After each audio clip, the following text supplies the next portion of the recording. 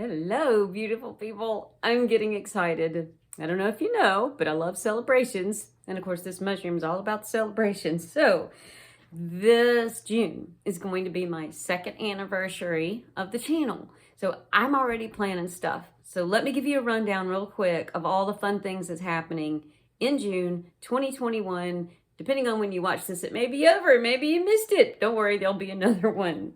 I hope, right?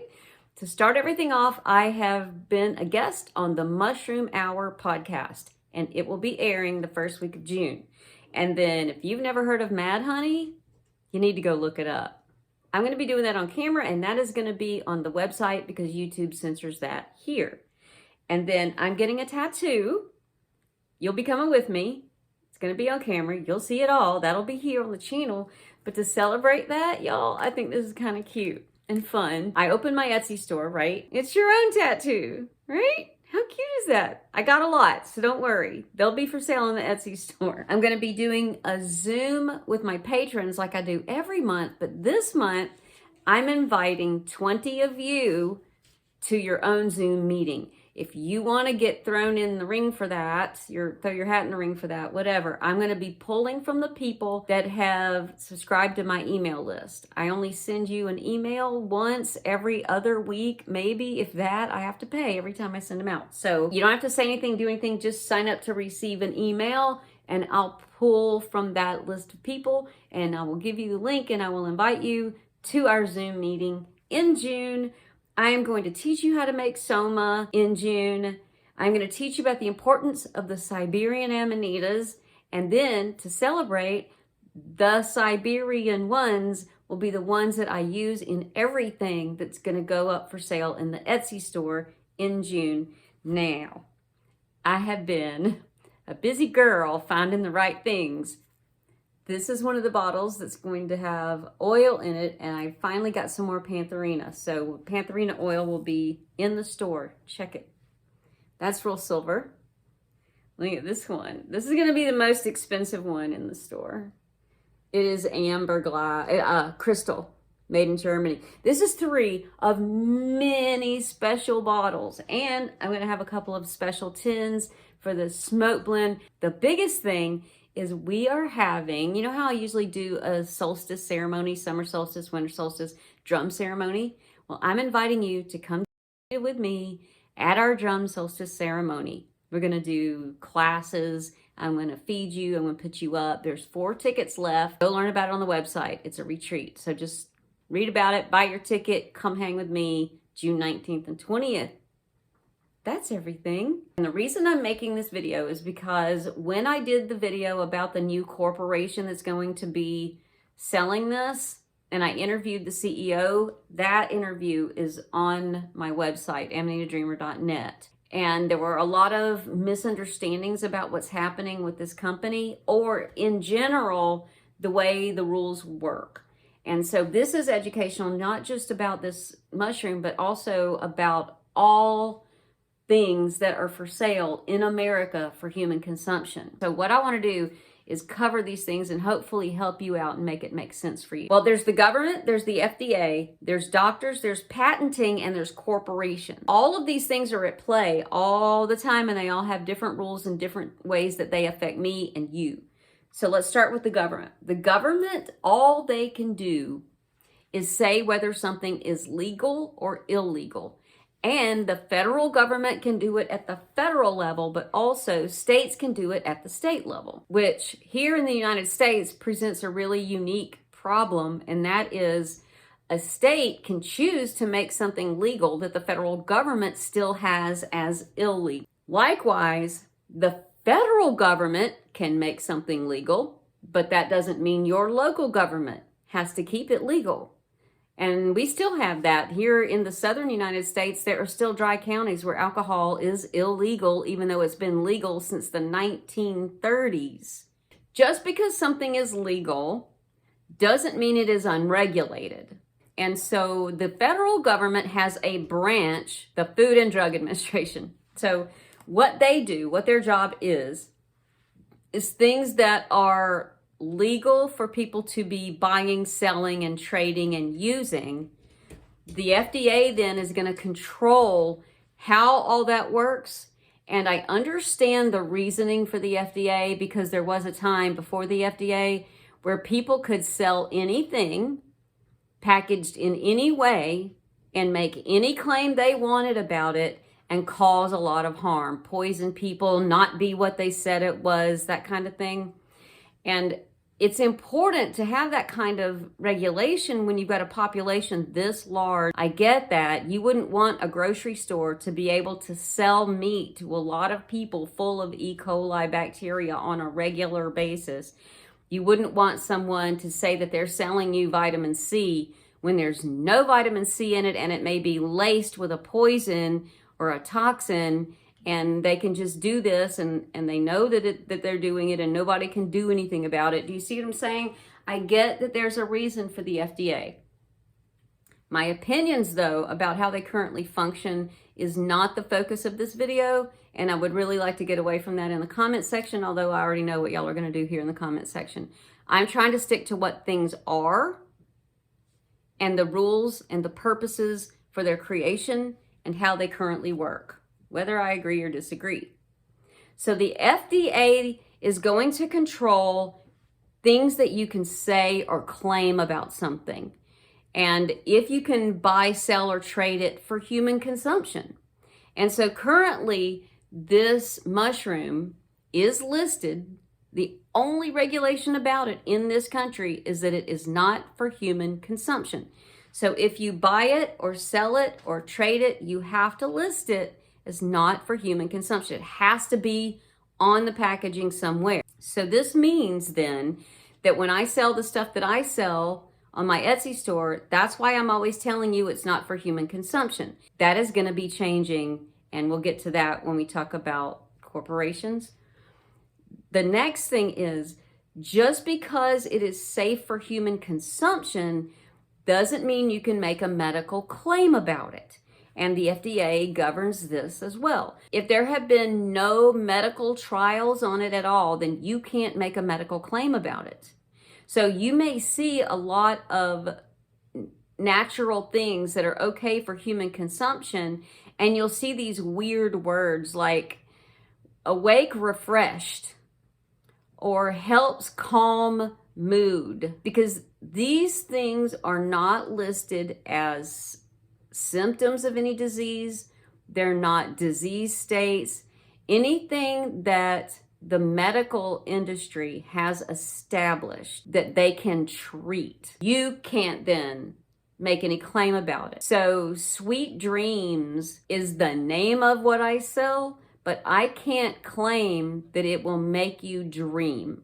I can't claim that it will make you sleep. Medical establishment has created rules and laws governing sleep and sleep disorders and the phases of those disorders and sleep phases that you go through, dreaming and REM being one of them.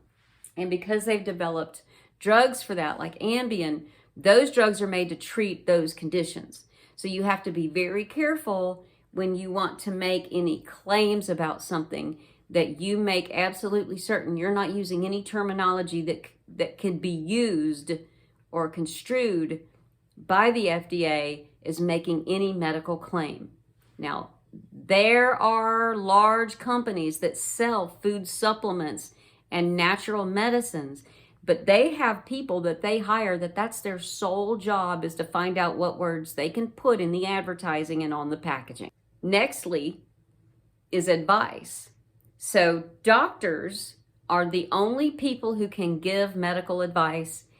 Therapists who are certified are the only people who can give you emotional advice, mental health advice, and advice about your life. This means that those of you that are writing to me and saying, how can I get off my benzos and blah, blah, blah, I can't help you with that. There's absolutely no way in the world that I can do that I can give you those answers. How much of this should I take? Well, I have to tell you, if it's anything that I've sold you, you're not supposed to take it. It's not for human consumption. Well, is it incense or is it supposed to be smoke? You can't smoke it. It's not for human consumption. It is incense. That is all I can say to you. People that write me and say, please help me, I'm desperate, and then you tell me your whole story. Okay, how do you want me to help you? Because chances are it's going to be to give you advice. I can't give you any advice at all. I can say, hey, you should probably go to the grocery store if you don't have any food. Hey, you should probably drink some water if you're thirsty. Like, that's about all I can say. Because if it has anything to do with the reason why you're here, with stress or any of that, I can't address it. I can't say anything about it. That's called practicing medicine without a license. And then people say, yeah, but the mushroom is legal. But do you see that the mushroom being legal, that's between the mushroom and the government and people buying and selling and trading it, not advice. See what I'm saying? So I can't give you advice. You should be very careful giving people advice publicly. And a lot of people will write to me and say, well, it's by email, so you can. Well, don't tell me how to do my job. And no, I can't, because I can be set up. And that's part of what the FDA does, is they impersonate people and they go in and purchase items, make sure that what's in it is what you say on your ingredients list is in it. I'm absolutely certain they've done that with my products. They look at your packaging, make sure that what you're showing is what you're actually shipping out and you're not making any medical claims on your packaging. But they will also write and ask me questions, and I'll get just a funny feeling about it. They're shopping me, trying to see if I'll give medical advice. So even if you say to email you and give you medical advice, I'm not going to give you advice. Stop emailing me and asking me for help. It hurts my heart that I can't help you. It makes me sound like an asshole when I can't and have to tell you I can't. It sucks. And then half those people call me names. So yay. Please stop writing and asking for advice. Okay, I can't help you. Doctors still, even though they have the right to practice medicine, are supposed to keep to medicines that we have researched. So back when I was trying to figure out ways to deal with my stress and panic and anxiety, and I was trying antidepressants, I had tried the medical ones, they weren't working, and I wanted to try St. John's wort, and I tried to talk to my doctor about it. And they said, I'm sorry, but I cannot make any medical claims about it because the FDA has told me that I cannot do that. However, I have heard of a lot of patients having a lot of good help with that. And then I would say how much to take. And they say, I can't give you advice about it because the FDA has not approved that, blah, blah, blah, right? So what happened then is enough people found St. John's wort to be effective that finally a company went through clinical trials to prove medical claims. They have to go through the same clinical trials as a drug that's created by man, as a drug company has to do. Go through clinical trials. It has to be peer reviewed. It has to be repeatable. It has to follow all their rules. And then it was classified as one, safe for human consumption, which it had already had that classification. And now you can make claims that it alleviates depression. And they established milligrams and dosages that it was effective. And now doctors can actually prescribe it and feel good about giving you medical advice using it. That doesn't mean it's illegal for a doctor to tell you to take something. So a doctor can say, why don't you try taking this alternative therapy or this alternative medicine? However, they can't make medical claims about it. Doesn't matter whether they're a doctor or not. If the FDA has not approved it for something, nobody on the planet can make that claim. So let's talk about patenting. So the only thing that can be patented is a unique thing. This means you cannot patent mushroom. You can make it illegal. You can make it legal. You can go through drug trials and say it alleviates certain things. You can make medical claims about it. If it's legal, you can buy, sell it, and trade it according to whatever the FDA and the laws say that you can or can't do. However, if someone has a patent on something involving it, if you then copy what they have patented, they can sue you. Let's say I want to develop a unique formulation using psilocybin that has now been, let's say it's legal. Let's say that there's medical claims that can be made about it. Let's say I come up with a unique way to process and synthesize, and I add another unique thing to it, and then I trademark the name and patent the process. That you can do. Well, to get around this, what food companies did to be able to patent a natural product is once we learned how to synthesize the DNA of something, its genome, then they would go in and alter the DNA and change one gene or two genes, make it more hardy for growing in this area or that area, and they can patent that gene because that's a man-made thing. They can patent the seeds that come from it. That means that you can't buy and sell patented seeds, right? We all know who I'm talking about. I'm not going to say their name. So when it comes to selling a natural product, places like Swanson Vitamins, they can buy and sell and trade whatever, their own products, other people's products, as long as they give them a portion of it. They can package their own vitamin C. Vitamin C isn't patented. They can sell vitamin C under their own name. But let's say they work really hard to create a way that your body can absorb it rapidly. That they can patent. So when it comes to this mushroom, they don't want to jump through a bunch of hoops on the ibotenic acid side. So they chose to go after the muscimol side. And what they're doing is they're going after getting the claim that it is safe for human consumption. So what they're doing is they are extracting it from the mushroom and converting it 100% to muscimol. So they can't patent the natural muscimol that comes out of the mushroom, but they can patent their process for however they are extracting it and converting it. And people were saying, oh, they can't patent adding an acid to something. I can do that at home. No, that's not what they're doing. It's a full process from the raw mushroom to the final product, right? From where they're sourcing it from to how they are getting those products out, whether they're just squeezing it, like with CBD. I had a whole thing on CBD and all the different ways to get CBD out of the plant. There are many ways to get ibotenic acid muscimol. So what they are doing is they are patenting their unique process that they are logging and developing. That's all they can patent. So I have had people say, gosh, I wonder if I can buy just pure lab grade muscimol somewhere. And they're like, no, we don't know how to make that. Or I don't know if you can get it sold to a home. Here's the thing about that. Some of that muscimol out there is not for human consumption, and it's only for lab work because the FDA has not approved it for human consumption.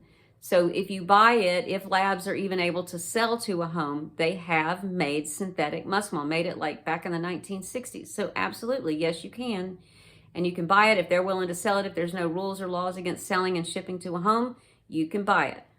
I don't know about lab grade made for a bunch of tests in a lab stuff if I would consume it, because they really don't have to keep to the same kinds of standards, right? But I'm telling you, it was synthesized a long time ago. A synthetic form is patentable.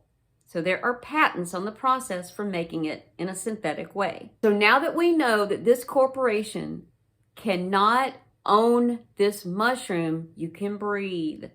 They're helping the world by, at least in the United States, making it safe for human consumption. That means once they do that, I can actually say what it actually is used for and what my intentions are in selling it and how it is or isn't used. You see what I'm saying? I can do that. Still can't make claims about it. But anyone that wants to sell to America can now sell it for human consumption once the FDA gives that stamp of approval. And that takes millions of dollars, and that is what Sight Wellness is doing. They are still in the clinical trials to prove that it is safe for that. We're expecting approval by the end of 2021, beginning of 2022. I will keep you updated on that. Now, a lot of people are upset because in the cannabis industry, it was taken over by regulators and regulations. And now there's all these regulations in how you can grow it and regulations in who can grow it. And you got to pay taxes and own all these things to be able to grow it and to be able to sell it to a dispensary. And all of that is tightly controlled, and that has made the growing community very angry. This is where we're fortunate because you can't grow this mushroom. The longer it stays that way, the better for all of us. That means that it will always be in the wild. and it will always be out there available to pick as long as it is still legal. And I want to take a moment to say, I am asking all of you to please, this fall, do your best to help our ecosystem. I can't say any more than that. YouTube has already taken that video down. I have a video about that on my website, amanitadreamer.net. The patenting process for Amanitas, they can't patent the genetics of it. They can't patent the mushroom itself. They can't control whether people buy or sell or trade it. All they can do is patent their particular process. So corporations have to follow all of the same rules that we have to follow. And that's good. That's important. The difference is they have a lot more costs than, say, I have on my Etsy store, give or take. They also have the ability to lobby Congress to get laws changed. And yes, Congress can make laws that are in their favor that don't apply to us and may make us more restricted, where some companies don't have to follow those restrictions. That is not a common thing to have happen, however. But it does happen that laws can be made that protect corporations, and suddenly they're free to do things that the rest of us are not free to do. That happening again with this mushroom is unlikely because we can't grow it. And the growing makes all the difference in the world, because if you can't grow it, there's nothing to patent and there's nothing of interest for any corporation to spend any money on to keep us from doing that they can do. Because what are they going to stop the spread of it all over the world? The point and the fact that it pops up everywhere, like that would make it illegal if we suddenly couldn't pick it.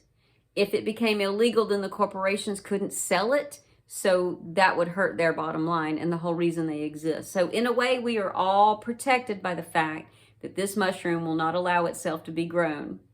Now, if that changes, if a corporation is working on changing that, hopefully we will be on a track that means more people can be helped and their particular process would be patented, not the ability.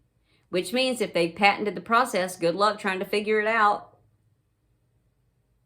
Okay, every branch of each one of these things functions under separate rules, and there's crossover where some rules affect others and not others. I know I covered a lot. If you have any questions, put them in the comments section. Buy me a coffee if you believe I've helped you.